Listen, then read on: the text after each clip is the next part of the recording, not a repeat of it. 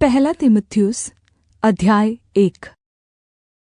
पौलुस की ओर से, जो हमारे उद्धारकर्ता परमेश्वर और हमारी आशा के आधार मसीह यीशु की आज्ञा से मसीह यीशु का प्रेरित है, तीमुथियुस के नाम, जो विश्वास में मेरा सच्चा पुत्र है, पिता परमेश्वर और हमारे प्रभु मसीह यीशु की ओर से तुझे अनुग्रह और दया और शान्ति मिलती रहे।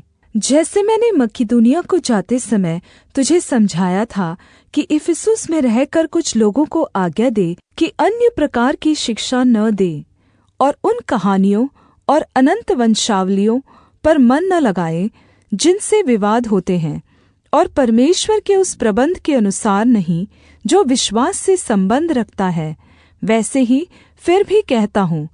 आज्ञा का सारांश यह है कि शुद्ध मन और अच्छे विवेक और निष्कपट विश्वास से प्रेम उत्पन्न हो। इनको छोड़कर कितने लोग फिरकर बकवाद की ओर भटक गए हैं, और व्यवस्थापक तो होना चाहते हैं, पर जो बातें कहते और जिनको दृढ़ता से बोलते हैं उनको समझते भी नहीं।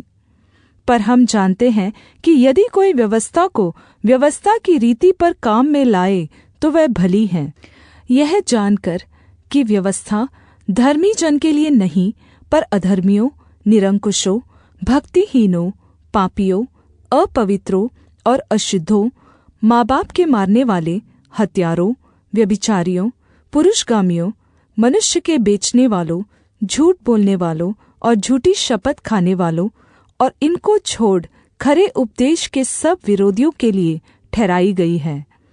यही परम धन्य परमेश्वर की महिमा के उस सुसमाचार के अनुसार है जो मुझे सौंपा गया है, और मैं अपने प्रभु मसीह यीशु का, जिसने मुझे सामर्थ्य दी है, धन्यवाद करता हूँ कि उसने मुझे विश्वासयोग्य समझकर अपनी सेवा के लिए ठहराया। मैं तो पहले निंदा करने वाला और सताने वाला और अंधेर करने वाला था, तो भी मुझ पर दया हुई, क्योंकि मैंने अविश्वास की दशा में बिन समझे बूझे ये काम किए थे। और हमारे प्रभु का अनुग्रह उस विश्वास और प्रेम के साथ जो मसीह यीशु में है बहुतायत से हुआ। यह बात सच और हर प्रकार से मानने के योग्य है कि मसीह यीशु पापियों का उद्धार करने के लिए जगत में आया, जिनमें सबसे बड़ा मैं हूँ।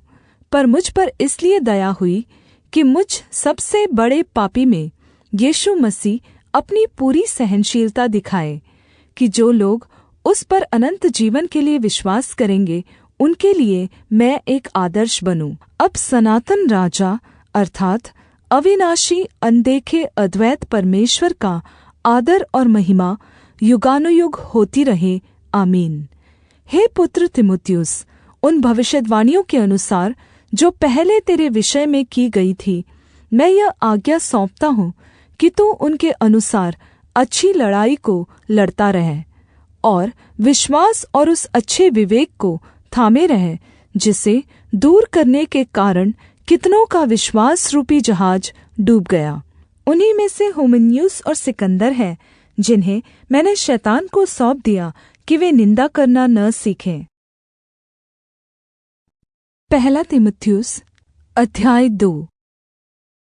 अब मैं सबसे पहले यह आग्रह करता हूँ कि विनती, प्रार्थना, निवेदन, धन्यवाद सब मनुष्यों के लिए किए जाए, राजाओं और सब ऊंचे पद वालों के निमित्त, इसलिए कि हम विश्राम और चैन के साथ सारी भक्ति और गरिमा में जीवन बिताएं। यह हमारे उद्धारकर्ता परमेश्वर को अच्छा लगता और भाता भी है, जो यह चाहता है कि सब मनुष्यों का उद्धार हो और वे सत्य को भलीभांति पहचान ले, क्योंकि परमेश्वर एक ही है, और परमेश्वर और मनुष्यों के बीच में भी एक ही बिचवई है, अर्थात मसीह यीशु, जो मनुष्य है, जिसने अपने आप को सबके छुटकारे के दाम में दे दिया, ताकि उसकी गवाही ठीक समयों पर दी जाए। मैं सच कहता हूँ, झूठ नहीं बोलता, कि मैं इसी उद्देश्य से प्रचारक और प्रेरित और अन्य जातियों के लिए विश्वास और सत्य का उपदेशक ठहराया गया। इसलिए मैं चाहता हूँ कि हर जगह पुरुष बिना क्रोध और विवाद के पवित्र हाथों को उठाकर प्रार्थना किया करें। वैसे ही स्त्रियां भी संकोच और संयम के साथ सुहावने वस्त्रों से अपने आप को संवारें, न कि बाल गूंथने, सोने मोतियों और बहुमूल्य कपड़ों से, पर भले कामों से, क्योंकि परमेश्वर की भक्ति करने वाली स्त्रियों को यही उचित भी है। और स्त्री को चुपचाप पूरी अधीनता में सीखना चाहिए। मैं कहता हूँ कि स्त्री न उपदेश करे और न पुरुष पर अधिकार चलाए, परंतु चुपचाप रहे, क्योंकि आदम पहले, उसके बाद हव्वा बनाई गई। और आदम बहकाया न गया, पर स्त्री बहकावे में आकर अपराधिनी हुई। तो भी स्त्री बच्चे जनने के द्वारा उद्धार पाएगी, यदि वह संयम सहित विश्वास, प्रेम और पवित्रता में स्थिर रहे। पहला तीमुथियुस अध्याय 3। यह बात सत्य है कि जो अध्यक्ष होना चाहता है तो वह भले काम की इच्छा करता है। यह आवश्यक है कि अध्यक्ष निर्दोष और एक ही पत्नी का पति, संयमी, सुशील, सभ्य, अतिथि सत्कार करने वाला और सिखाने में निपुण हो, पियक्कड़ या मारपीट करने वाला न हो, वरन कोमल हो और न झगड़ालू और न धन का लोभी हो, अपने घर का अच्छा प्रबंध करता हो और बाल बच्चों को सारी गंभीरता से अधीन रखता हो। जब कोई अपने घर ही का प्रबंध करना न जानता हो तो परमेश्वर की कलीसिया की रखवाली कैसे करेगा? फिर यह है कि नया चेला न हो, ऐसा न हो कि अभिमान करके शैतान के समान दंड पाए, और बाहर वालों में भी उसका सुनाम हो, ऐसा न हो कि निंदित होकर शैतान के फंदे में फंस जाए। वैसे ही सेवकों को भी गंभीर होना चाहिए, दो रंगी, पियक्कड़ और नीच कमाई के लोभी न हो, पर विश्वास के भेद को शुद्ध विवेक से सुरक्षित रखें। और ये भी पहले परखे जाए, तब यदि निर्दोष निकले तो सेवक का काम करे। इसी प्रकार से स्त्रियों को भी गंभीर होना चाहिए, दोष लगाने वाली न हो, पर सचेत और सब बातों में विश्वासयोग्य हो। सेवक एक ही पत्नी के पति हो और बाल बच्चों और अपने घरों का अच्छा प्रबंध करना जानते हो, क्योंकि जो सेवक का काम अच्छी तरह से कर सकते हैं वे अपने लिए अच्छा पद और उस विश्वास में जो मसीह यीशु पर है बड़ा साहस प्राप्त करते हैं। मैं तेरे पास जल्द आने की आशा रखने पर भी ये बातें तुझे इसलिए लिखता हूँ कि यदि मेरे आने में देर हो तो तू जान ले कि परमेश्वर के घराने में जो जीविते परमेश्वर की कलीसिया है और जो सत्य का खम्भा और नींव है, कैसा बर्ताव करना चाहिए। और इसमें संदेह नहीं कि भक्ति का भेद गंभीर है, अर्थात वह जो शरीर में प्रगट हुआ, आत्मा में धर्मी ठहरा, स्वर्गदूतों को दिखाई दिया, अन्य जातियों में उसका प्रचार हुआ, जगत में उस पर विश्वास किया गया और महिमा में ऊपर उठाया गया। पहला तीमुथियुस अध्याय 4। परंतु आत्मा स्पष्टता से कहता है कि आने वाले समयों में कितने लोग भरमाने वाली आत्माओं और दुष्टात्माओं की शिक्षाओं पर मन लगाकर विश्वास से बहक जाएंगे। यह उन झूठे मनुष्यों के कपट के कारण होगा जिनका विवेक मानो जलते हुए लोहे से दागा गया है, जो विवाह करने से रोकेंगे और भोजन की कुछ वस्तुओं से परे रहने की आज्ञा देंगे, जिन्हें परमेश्वर ने इसलिए सिरजा कि विश्वासी और सत्य के पहचानने वाले उन्हें धन्यवाद के साथ खाएं, क्योंकि परमेश्वर की सिरजी हुई हर एक वस्तु अच्छी है और कोई वस्तु अस्वीकार करने के योग्य नहीं, पर यह कि धन्यवाद के साथ खाई जाए, क्योंकि परमेश्वर के वचन और प्रार्थना के द्वारा शुद्ध हो जाती है। यदि तू भाइयों को इन बातों की सुधि दिलाता रहेगा तो मसीह यीशु का अच्छा सेवक ठहरेगा और विश्वास और उस अच्छे उपदेश की बातों से जो तू मानता आया है तेरा पालन पोषण होता रहेगा। पर अशुद्ध और बूढ़ियों की सी कहानियों से अलग रह और भक्ति में खुद को प्रशिक्षित कर, क्योंकि देह के प्रशिक्षण से कम लाभ होता है, पर भक्ति सब बातों के लिए लाभदायक है, क्योंकि इस समय के और आने वाले जीवन की भी प्रतिज्ञा इसी के लिए है। यह बात सच और हर प्रकार से मानने के योग्य है, क्योंकि हम परिश्रम और यत्न इसलिए करते हैं कि हमारी आशा उस जीविते परमेश्वर पर है, जो सब मनुष्यों का और विशेष रूप से विश्वासियों का उद्धार करता है। इन बातों की आज्ञा देकर और सिखाता रहे। कोई तेरी जवानी को तुच्छ न समझने पाए, पर वचन, चाल चलन, प्रेम, विश्वास और पवित्रता में विश्वासियों के लिए आदर्श बन जा। जब तक मैं न आऊँ तब तक पढ़ने और उपदेश देने और सिखाने में लौलीन रहे। उस वरदान से जो तुझ में है और भविष्यद्वाणी के द्वारा प्राचीनों के हाथ रखते समय तुझे मिला था, निश्चिंत मत रहे। उन बातों को सोचता रहे और इन्हीं में अपना ध्यान लगाए रहे, ताकि तेरी उन्नति सब पर प्रगट हो। अपनी और अपने उपदेश में सावधानी रख, इन बातों पर स्थिर रह, क्योंकि यदि ऐसा करता रहेगा तो तू अपने और अपने सुनने वालों के लिए भी उद्धार का कारण होगा। पहला तीमुथियुस अध्याय 5। किसी बूढ़े को न डांट, पर उसे पिता जानकर समझा दे, और जवानों को भाई जानकर, बूढ़ी स्त्रियों को माता जानकर और जवान स्त्रियों को पूरी पवित्रता से बहन जानकर समझा दे। उन विधवाओं का जो सचमुच विधवा है आदर कर, और यदि किसी विधवा के बच्चे या नाती पोते हो तो वे पहले अपने ही घराने के साथ आदर का बर्ताव करना और अपने माता पिता आदि को उनका हक देना सीखे, क्योंकि यह परमेश्वर को भाता है। जो सचमुच विधवा है और उसका कोई नहीं, वह परमेश्वर पर आशा रखती है और रात दिन विनती और प्रार्थना में लौलीन रहती है। पर जो भोग विलास में पड़ गई वह जीते जी मर गई है। इन बातों की भी आज्ञा दिया कर, ताकि वे निर्दोष रहे। पर यदि कोई अपने रिश्तेदारों की, विशेष रूप से अपने परिवार की चिंता न करे, तो वह विश्वास से मुकर गया है और अविश्वासी से भी बुरा बन गया है। उसी विधवा का नाम लिखा जाए जो 60 वर्ष से कम की न हो, और एक ही पति की पत्नी रही हो, और भले काम में सुनाम रही हो, जिसने बच्चों का पालन पोषण किया हो, अतिथि की सेवा की हो, पवित्र लोगों के पाँव धोए हो, दुखियों की सहायता की हो, और हर एक भले काम में मन लगाया हो।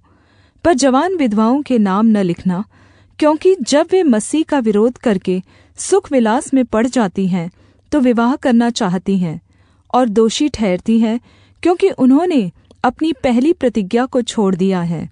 और इसके साथ ही साथ वे घर घर फिरकर आलसी होना सीखती हैं, और केवल आलसी नहीं पर बकबक करती रहती और दूसरों के काम में हाथ भी डालती हैं और अनुचित बातें बोलती हैं। इसलिए मैं यह चाहता हूँ कि जवान विधवाएं विवाह करें और बच्चे जने और घर-बार संभाले, और किसी विरोधी को बदनाम करने का अवसर न दे, क्योंकि कई एक तो बहक कर शैतान के पीछे हो चुकी हैं। यदि किसी विश्वासिनी के यहाँ विधवाएं हों तो वही उनकी सहायता करे कि कलीसिया पर भार न हो, ताकि वह उनकी सहायता कर सके जो सचमुच में विधवाएं हैं। जो प्राचीन अच्छा प्रबंध करते हैं, विशेष करके वे जो वचन सुनाने और सिखाने में परिश्रम करते हैं, दोगुने आदर के योग्य समझे जाएं, क्योंकि पवित्र शास्त्र कहता है, दावने वाले बैल का मुँह न बाँधना, क्योंकि मजदूर अपनी मजदूरी का हकदार है। कोई दोष किसी प्राचीन पर लगाया जाए तो बिना 2 या 3 गवाहों के उसको स्वीकार न करना। पाप करने वालों को सबके सामने समझा दे, ताकि और लोग भी डरें। परमेश्वर और मसीह यीशु और चुने हुए स्वर्गदूतों को उपस्थित जानकर मैं तुझे चेतावनी देता हूँ कि तू मन खोलकर इन बातों को माना कर, और कोई काम पक्षपात से न कर। किसी पर शीघ्र हाथ न रखना और दूसरों के पापों में भागी न होना। अपने आप को पवित्र बनाए रख। भविष्य में केवल जल ही का पीने वाला न रहे, पर अपने पेट के और अपने बार-बार बीमार होने के कारण थोड़ा-थोड़ा दाखरस भी लिया कर। कुछ मनुष्यों के पाप प्रगट हो जाते हैं और न्याय के लिए पहले से पहुँच जाते हैं, लेकिन दूसरों के पाप बाद में दिखाई देते हैं। वैसे ही कुछ भले काम भी प्रकट होते हैं, और जो ऐसे नहीं होते वे भी छिप नहीं सकते। पहला तीमुथियुस अध्याय 6। जितने दास जुए के नीचे हैं वे अपने अपने स्वामी को बड़े आदर के योग्य जाने, ताकि परमेश्वर के नाम और उपदेश की निंदा न हो। और जिनके स्वामी विश्वासी हैं, इन्हें वे भाई होने के कारण तुच्छ न जाने, वरन उनकी और भी सेवा करे, क्योंकि इससे लाभ उठाने वाले विश्वासी और प्रेमी हैं। इन बातों का उपदेश किया कर और समझाता रहे। यदि कोई और ही प्रकार का उपदेश देता है और खरी बातों को अर्थात हमारे प्रभु यीशु मसीह की बातों को और उस उपदेश को नहीं मानता जो भक्ति के अनुसार है, तो वह अभिमानी है और कुछ नहीं जानता, वरन उसे विवाद और शब्दों पर तर्क करने का रोग है, जिनसे ढा और झगड़े और निंदा की बातें और बुरे-बुरे संदेह और उन मनुष्यों में व्यर्थ रगड़े झगड़े उत्पन्न होते हैं, जिनकी बुद्धि बिगड़ गई है और वे सत्य से विहीन हो गए हैं, जो समझते हैं कि भक्ति लाभ का द्वार है। पर संतोष सहित भक्ति बड़ी लाभ है, क्योंकि न हम जगत में कुछ लाए हैं और न कुछ ले जा सकते हैं। और यदि हमारे पास खाने और पहनने को हो तो इन्हीं पर संतोष करना चाहिए। पर जो धनी होना चाहते हैं वे ऐसी परीक्षा और फंदे और बहुत सी व्यर्थ और हानिकारक लालसाओं में फंसते हैं, जो मनुष्यों को बिगाड़ देती हैं और विनाश के समुद्र में डुबा देती हैं। क्योंकि रुपये का लोभ सब प्रकार की बुराइयों की जड़ है, जिसे प्राप्त करने का प्रयत्न करते हुए कितनों ने विश्वास से भटककर अपने आप को विभिन्न प्रकार के दुखों से छलनी बना लिया है। पर हे परमेश्वर के जन, तू इन बातों से भाग और धार्मिकता, भक्ति, विश्वास, प्रेम, धीरज और नम्रता का पीछा कर।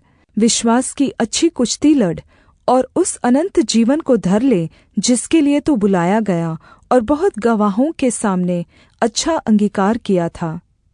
मैं तुझे परमेश्वर को, जो सबको जीवित रखता है, और मसीह यीशु को गवाह करके, जिसने पुन्तियुस पिलातुस के सामने अच्छा अंगीकार किया, यह आज्ञा देता हूँ कि तू हमारे प्रभु यीशु मसीह के प्रगट होने तक इस आज्ञा को निष्कलंक और निर्दोष रख, जिसे वह ठीक समय पर दिखाएगा, जो परम धन्य और एकमात्र अधिपति और राजाओं का राजा और प्रभुओं का प्रभु है, और अमरता केवल उसी की है। और वह अगम्य ज्योति में रहता है, और न उसे किसी मनुष्य ने देखा और न कभी देख सकता है। उसकी प्रतिष्ठा और राज्य युगानुयुग रहेगा। आमीन। इस संसार के धनवानों को आज्ञा दे कि वे अभिमानी न हो और अनिश्चित धन पर आशा न रखें, परंतु परमेश्वर पर, जो हमारे सुख के लिए सब कुछ बहुतायत से देता है, और भलाई करे और भले कामों में धनी बने और उदार और सहायता देने में तत्पर हो, और आने वाले जीवन के लिए एक अच्छी नींव डाल रखे कि सत्य जीवन को वश में कर ले। हे तीमुथियुस, इस धरोहर की रखवाली कर जो तुझे दी गई है, और मूर्ख बातों से और विरोध के तर्क जो झूठा ज्ञान कहलाता है दूर रह। कितने इस ज्ञान का अंगीकार करके विश्वास से भटक गए हैं। तुम पर अनुग्रह होता रहे।